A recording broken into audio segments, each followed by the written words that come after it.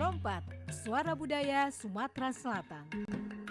Ayo dulur, tetaplah dijaga silaturahmi kita di RRI. Ayo dulur, hati riang gembira, ngobrol di sini bareng Wak Ola.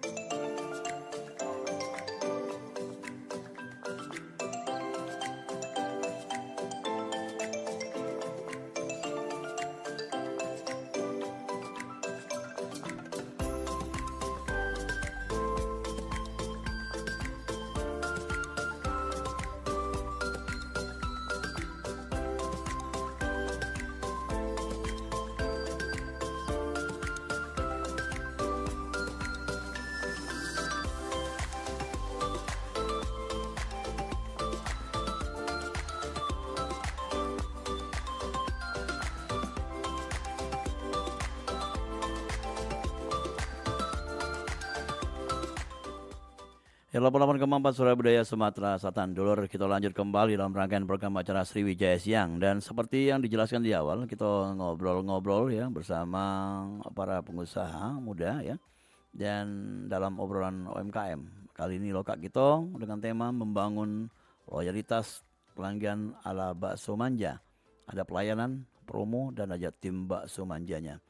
Dan bersama founder dari Bakso Manja yaitu Irta Muharyadi yang akan kita ajak ngobrol ya seputar kuliner yang sangat familiar di masyarakat dan kenapa diberi nama manja atau mungkin apa saja yang ada di Bakso Manja.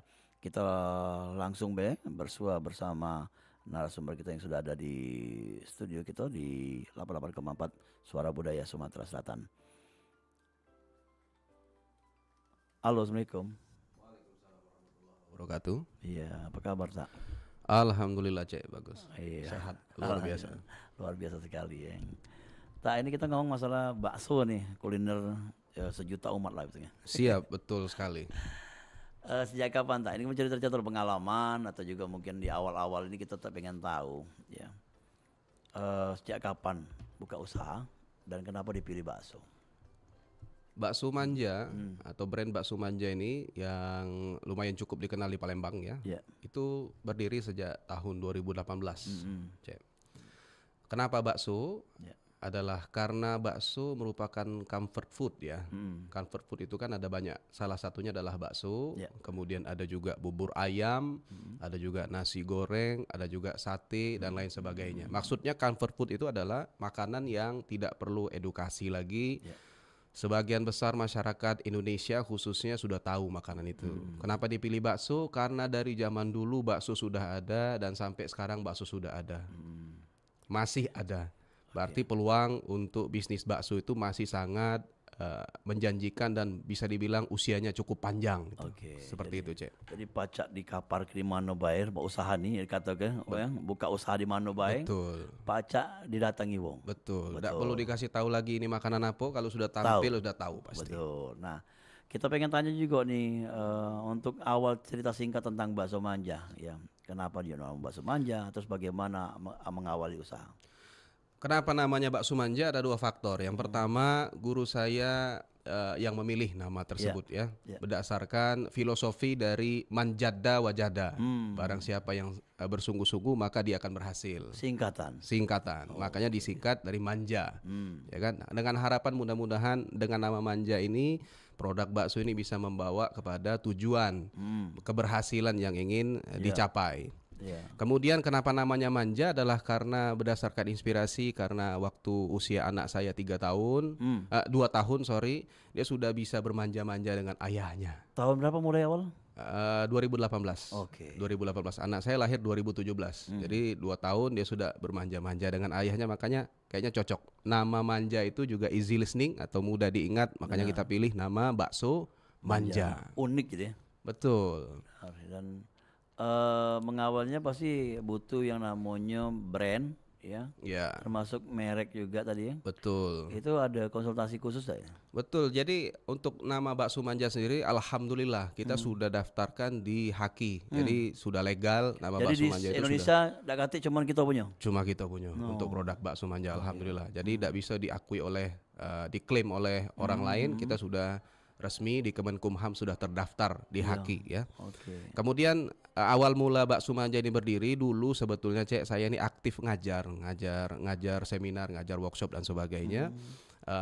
Ada satu lokasi yang dulunya tempat toko obat tapi sudah tutup.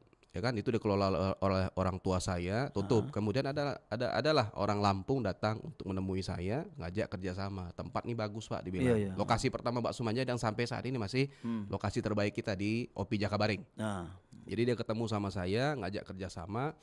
Boleh nggak kita kerjasama aja? Bapak punya tempat, kemudian siapkan meja dan perlengkapan. Nanti kami yang ke pasar, kami yang masak, kami yang jualan. Oh oke, aku bilang. Setelah deal, kemudian kita cicip dulu produknya, cocok, enak dan sebagainya, deal, alhamdulillah running, mulai jalan. Kemudian berselang waktu, kualitasnya bagus, kemudian pelanggan sudah mulai rame, tiba-tiba saya tidak tahu ini masalahnya apa, dia mulai mengurangi kualitas, menurunkan kualitas. Pernah satu kejadian bakso pentol kecilnya itu yang asli, istilahnya itu yang kualitas premium itu kehabisan tanpa ketahuan. Kemudian disajikanlah bakso dengan kualitas yang rendah. Bakso itu digunakan untuk bakso bakar, kemudian dimasukkan dalam mangkok dijual dan itu diperbanyak. Aku bilang ini bunuh diri. ya.